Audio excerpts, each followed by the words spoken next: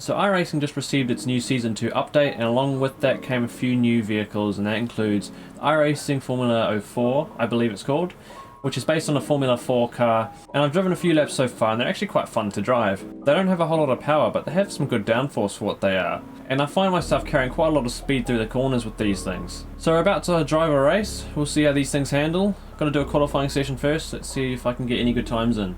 You have to be a little gentle on the outlap because the tyres can be a little sketchy in some of the corners, but after that it's generally quite reliable. In some occasions I found transitioning through tight turns to be a little dodgy as well, because the car felt like it wanted to over-rotate. Okay, oh that's not the greatest run onto my opening qualifying lap. I'll see if I've got the confidence to put a good lap together. And this is where it's been a little sketchy. Oh yeah, it does feel a little odd through there. Still trying to grow my confidence through there. As soon as I turn or enter that chicane, the rear end starts going a bit light and I'm not quite sure what to do with it. Final turn, well at least it was a clean lap. There's that. What time are we going to do? My best in practice was a 19.3 or 2. Well that's an improvement, it's a 19.1, it's not quite pole, but let's see if I can improve on that on this lap. Oh, really? See, that's how easy you can get off track. All you have to do is use a curb and your lap's done. So currently I'm in, oh, now I've dropped to P4. I reckon I could get up to that pole time just with a little bit of practice. I'm trying to grow my confidence in that chicane because right now I'm very on edge through there. I just can't quite trust the car. Ended up 4th for qualifying, which isn't too bad for only a few laps of practice. There's about 17 cars, so if I mess up the start, I'm going to be absolutely swamped on the first turn. And that's one thing I haven't tried yet, is a practice start. Oh, but it was a very, very bad start. Oh, this guy's getting rather close to me.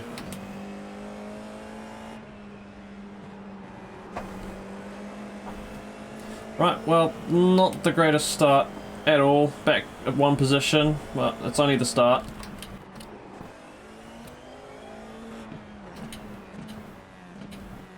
Oh, the whole field in front of me. Oh, there's a car next to me.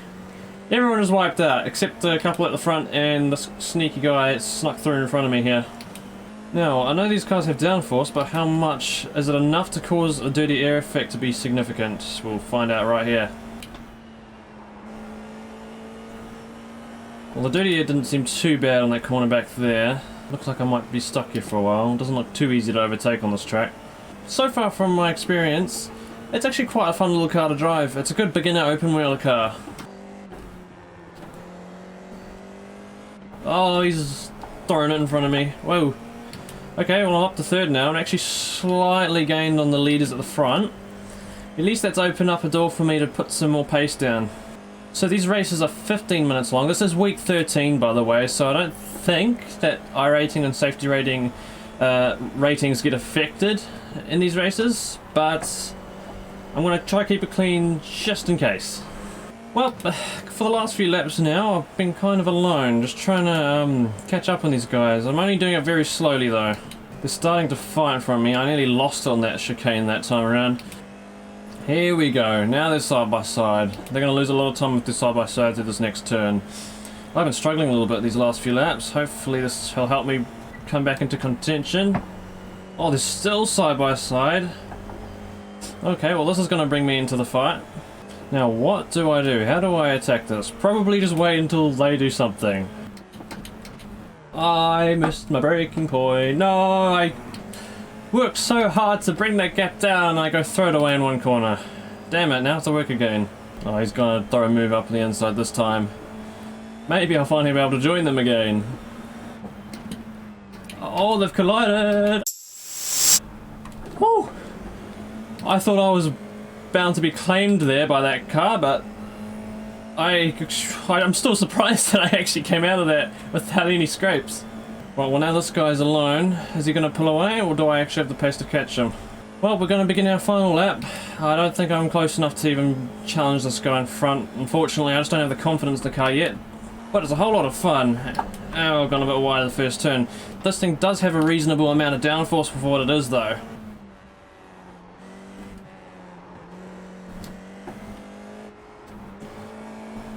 Oh yeah, it's very slippy through there if you're not careful.